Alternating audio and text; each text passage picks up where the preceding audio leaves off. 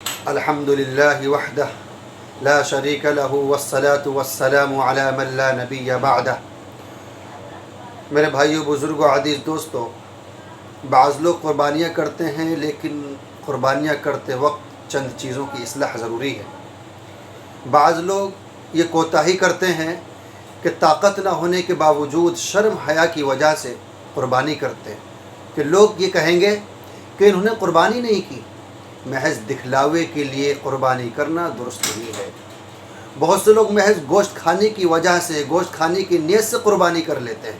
اگر عبادت کی نیت نہ ہو تو ان کو بھی ثواب نہیں ملے گا، اور اگر ایسے ہی لوگوں نے کسی اور کے ساتھ حصہ کر رکھا ہے بڑے جانور کے اندر تو کسی کی بھی قربانی نہیں ہوگی۔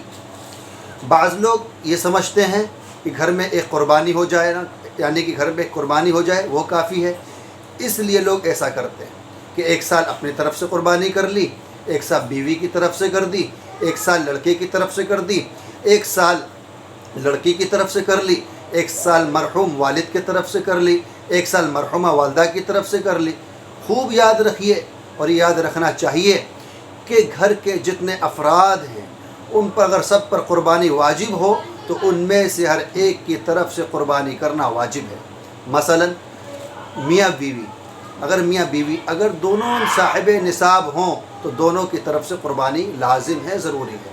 اگر اسی طرح باپ بیٹا دونوں صاحب نصاب ہوں تو خواہ اکٹھے رہتے ہوں یا الگ الگ، ان دونوں پر قربانی کرنا الگ الگ واجب۔ بعض لوگ یہ سمجھتے ہیں کہ قربانی عمر بھر میں ایک دفعہ کر لینا کافی ہے۔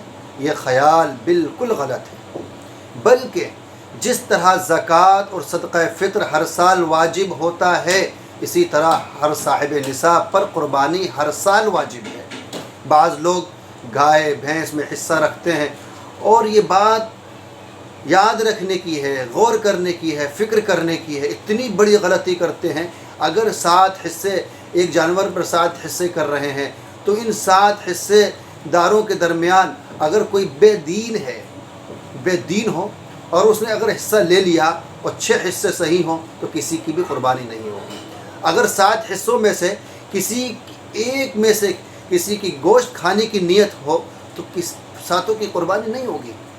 اس لیے اگر 7 حصوں میں سے 6 حصے جائز مال، جائز کمائی سے ہیں، جائز ہیں، اور ایک حصہ کسی نے حرام مال سے ڈال دیا، 7 حصے ہو گئے، 7 کی قربانی نہیں ہوگی۔ 6 حصے پاک مال سے ہیں، ایک حصہ کسی نے سود کے پیسے بھی دے دیے، 7 حصے ہو گئے، 7 کی قربانی برباد۔